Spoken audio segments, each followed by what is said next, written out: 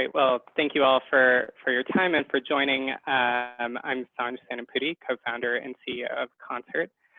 We're a smarter sales commission software that gives sales reps real-time tracking on how they're performing. And also we help admins create compensation plans that motivate their sales teams to perform better.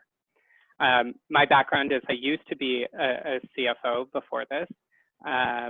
And I think, like many CFOs and maybe many of you, I was really skeptical about kind of the world of commissions and how much sales reps were really making and kind of how to make the sort of SaaS customer acquisition math work.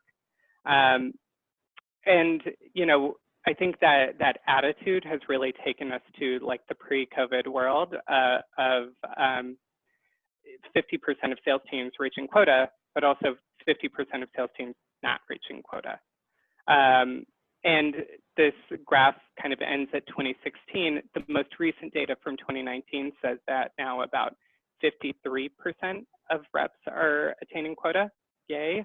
But that's kind of on the heels of massive companies like Salesloft or Outreach or Gong, which enable sales teams at really high price points. So what we're seeing is teams are performing mildly better, but not a lot better. And our work in this space has led us to understand the neuroscience and the psychology behind compensation and how we can get reps to perform better. So this 50% of teams that aren't performing, terrible stat. And of course, COVID makes it worse. So kind of the first thing that makes this a lot harder is that work from home is the new normal. And I think many of you, if you have roommates or pets or spouses or children, it is impossible to work in the same way that you used to. The second is that uncertainty has kind of this paralyzing effect on people. So uncertainty in work for a sales rep is pipeline stats have decreased substantially, that sales processes have changed because customers are expecting new steps and new information along the way, and that sales cycles have lengthened. And in general, you kind of don't know what's happening with the world. Like, am I going to get sick? Is everyone I love going to get sick? That results in decreased motivation. And then finally, what we've seen recently is a number of enterprises have reduced their sales teams or their go-to-market teams. So individuals now need to perform even better to hit those same company targets. We talk to dozens of companies every week. No one has actually moved off of their full year targets. Yet most of the companies we've talked to have reduced their go-to-market teams, whether in marketing or sales, by about a third. So how does that math work out when half your team is still missing targets? So that's why we've built this idea of smarter targets. What we owe our reps to do their best work is more focus and more motivation. And if we give that to our reps, we know that we can get them to perform better. And we see this kind of in the real world, very simply in marathons. So if any of you are runners, aspirational runners, on the right side, you'll see a graph of marathon finish times. And on the y-axis, you'll see how many finishers there were. And the blue lines represent sort of pace setter times. So someone running in front of you with a sign saying like, okay, if you beat me, you're going to beat 4 hours.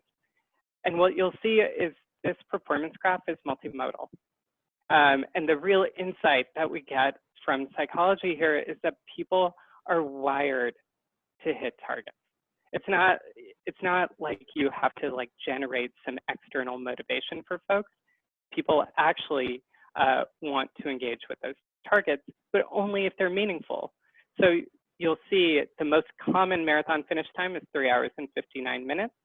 And when you get to 4 hours and 1 minute, there's a 40% drop in performance. That means those people are no longer engaged with the target and don't care about performing better. So really, when we look at this graph again, what you're seeing is that 50% of sales teams are fundamentally not engaged. So how do we change that? Well, first, we put out the pace setters. We put out the runners with the 4-hour sign. So we need to give real-time tracking to sales reps so they know how they're doing against their own goals.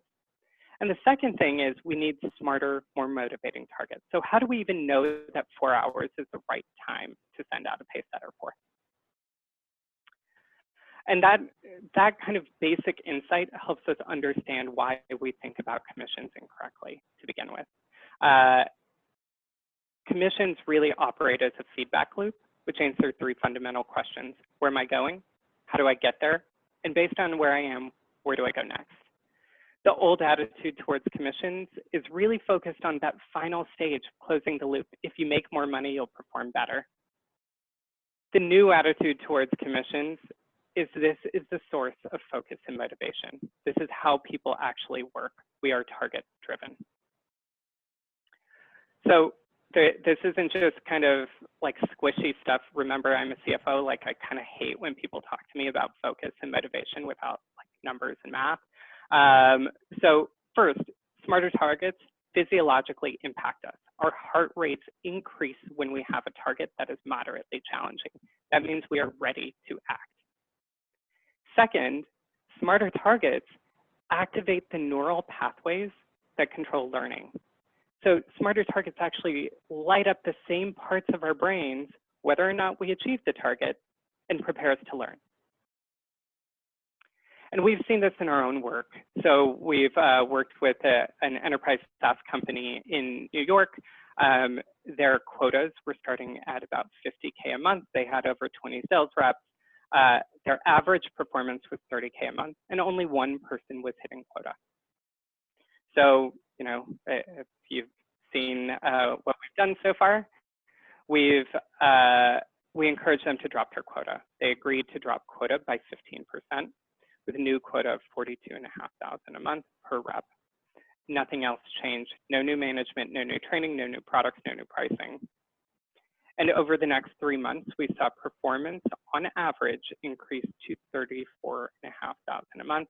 About 6 people reached quota just by dropping quota.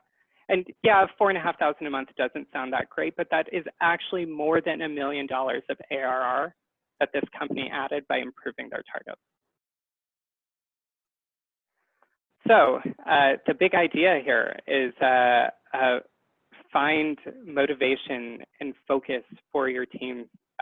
It's something I think we're all lacking in this world of too much news and spending too much time with our families. Thanks for your time, and look forward to the breakout rooms.